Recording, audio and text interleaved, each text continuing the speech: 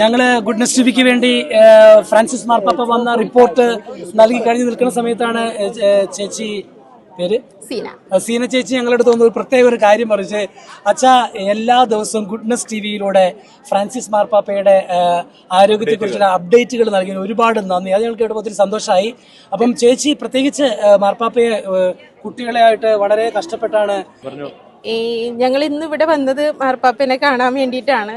ഒത്തിരി വട്ടം മാർപ്പാപ്പനെ കണ്ടിട്ടുണ്ടെങ്കിലും ഇന്നത്തെ ഒരു കാണലെന്ന് പറഞ്ഞു കഴിഞ്ഞാൽ നമ്മൾക്ക് ഭയങ്കര ഒരു അത്ഭുതമായിരുന്നു. മാർപ്പാപ്പനെ കാണുമ്പോൾ ഇത്രയും നാൾ കണ്ട ഒരു മാർപ്പാപ്പയുടെ ഫേസും ഇന്നത്തെ ഒരു ഫേസും കൂടി കണ്ടപ്പോൾ ഒത്തിരി സന്തോഷം തോന്നി. കാരണം നമ്മൾ ഇങ്ങനെയൊന്നും പ്രതീക്ഷിച്ചല്ല മാർപ്പാപ്പനെ. കാരണം ഇങ്ങനെ ഒരു തിരിച്ചുവരവ് വലിയൊരു അത്ഭുതം, മാതാവിൻ്റെ അത്ഭുതം.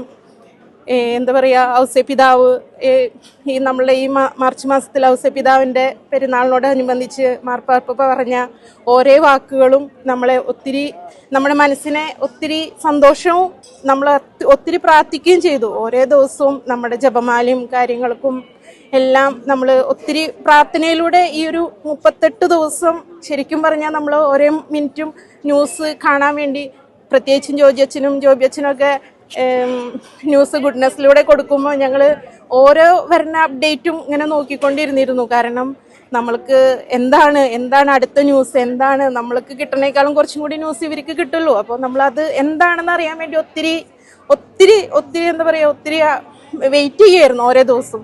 പിന്നെ ഇന്നിപ്പോൾ ഇവിടെ ഞങ്ങൾ ഒത്തിരി കഷ്ടപ്പെട്ട് നമ്മൾ ജോലിയുടെ ഇടയിൽ നിന്നാണ് വന്നത്. കാരണം പക്ഷേ എന്നാലും മാർപ്പാപ്പനെ കാണാൻ പറ്റും എന്നറിയില്ലായിരുന്നു. പക്ഷെ എന്നാലും കാണാൻ പറ്റി, കണ്ടു, സന്തോഷം.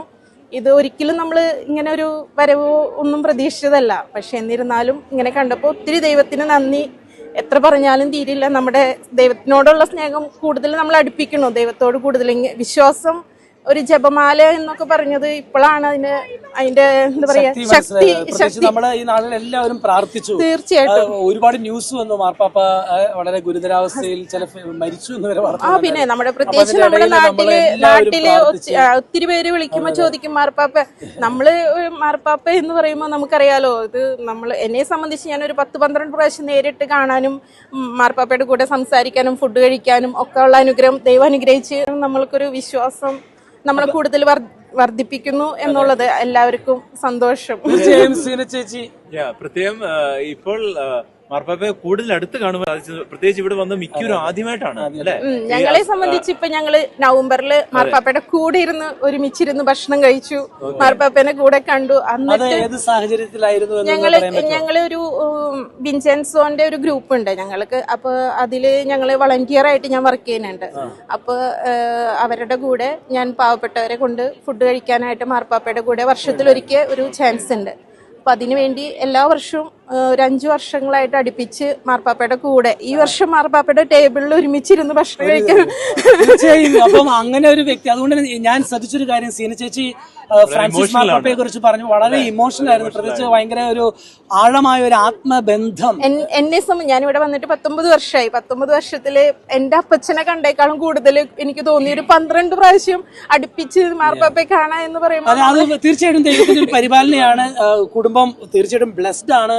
പ്രത്യേകിച്ച് ഫ്രാൻസിസ് മാർപ്പാപ്പയുടെ കൂടെ ഭക്ഷണം കഴിക്കാൻ പറ്റിയത്, അല്ലെങ്കിൽ അങ്ങനെ ശുശ്രൂഷകൾക്ക് പോകാൻ പറ്റിയത് ഒരു ബ്ലെസ്ഡ് ആണ്. നമുക്ക് നന്ദി പറയാം ദൈവത്തിന്. എന്തെങ്കിലും ഇതുപോലെയാണ് സീന ചേച്ചി ഒരു ഉദാഹരണം മാത്രമാണ്. ഇതുപോലെ വളരെ ഇമോഷണൽ ആയിട്ടുള്ള ഒത്തിരി ജനങ്ങളെ കാണുവാനായിട്ട് സാധിച്ചു. മലയാളികളും അല്ല മറ്റു രാജ്യക്കാരും നമ്മൾ ചിലരോടൊക്കെ സംസാരിച്ചല്ലോ. അപ്പൊ എല്ലാവരോടും നമുക്ക് ചോദിക്കാൻ സമയം കിട്ടിയില്ല. പക്ഷെ മൊത്തത്തിൽ ഒരു ഇമോഷന്റെ ആണ്, ഒരു സ്നേഹബന്ധത്തിന്റെ ഒരു പ്രാർത്ഥനയിലൂടെ പരിശുദ്ധ പിതാവിനോട് ഉള്ള ആ സാമീപ്യം അവർക്ക് മനസ്സിലായി. അതുപോലെ അത് പ്രാർത്ഥനയിലൂടെ ഒരു സാക്ഷാത്കാരമായിട്ട് നേരിൽ കണ്ടപ്പോഴുള്ള ആ ഒരു അനുഭൂതി വളരെ ഇമോഷനാണ്. നമുക്ക് നന്ദി പറയാം ദൈവത്തിന്. ഗുഡ്നസ് ടെലിവിഷന് വേണ്ടി ജെമല്ലി ആശുപത്രിയിൽ നിന്നും ഫാദർ ജോജി പോളിനോടൊപ്പം ഫാദർ ജോബി പോൾ.